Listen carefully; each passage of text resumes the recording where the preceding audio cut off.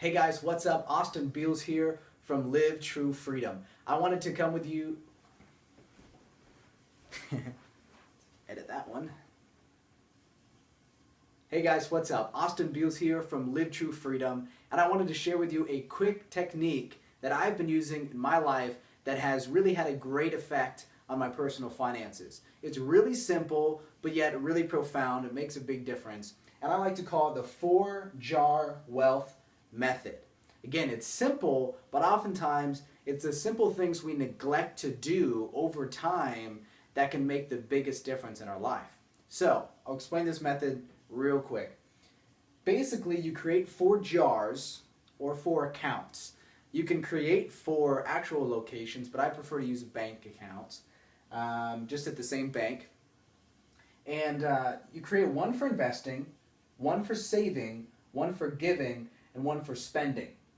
And how I typically will break this up, and how I would advise you to as well, is to do 10, 10, 10, and 70.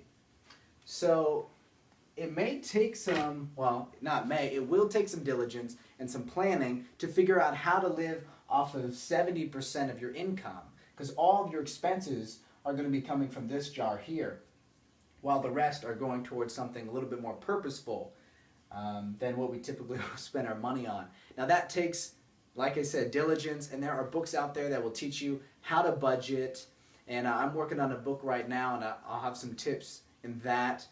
But really, I would highly encourage you to figure out what you can do, whether that's eating meals at home, canceling cable, because TV is really the automatic income reducer, so it's really not doing you that much good. But anyways, there are things you can do to cut down your expenses so you can live on 70% of your income. It won't be easy, but it will be worthwhile, and years later you will be so glad that you made that decision, even months later. And so you allocate the other 30% into these. Savings, it's pretty simple. Don't dip into that. That is safety net. That is for down the road. That's not your saving for a shopping spree. That's saving, tuck it away, don't touch it.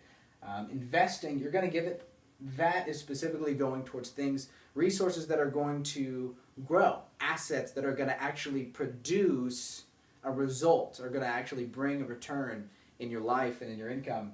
And then giving, obviously, is really important. And if you don't give, I would highly encourage you to do that. It doesn't have to be to a religious institution. You can give to their orphanages. You can give to people in many different ways. You can buy food and blankets for the homeless. And because, well, for one, it's just making this world a better place. For two, you're going to feel amazing doing it.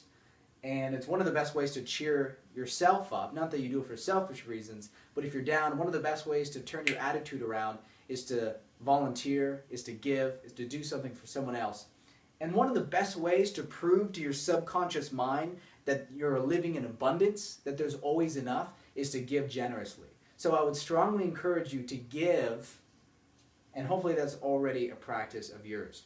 So do this. You will see amazing results if you stick to it. Even months later, you're going to be surprised. Wow, I had no idea I had this much coming in. I don't know how I was spending it in the past, because money's always looking for a place to go. And I've realized, as I'm seeing my accounts increase more and more, and I'm like, wow, I have a lot of money.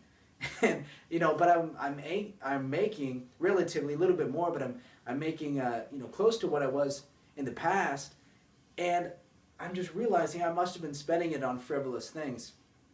Most of us really are. So anyways, this method is really powerful, really simple. I strongly encourage you to start practicing it, and look for more tips here later on.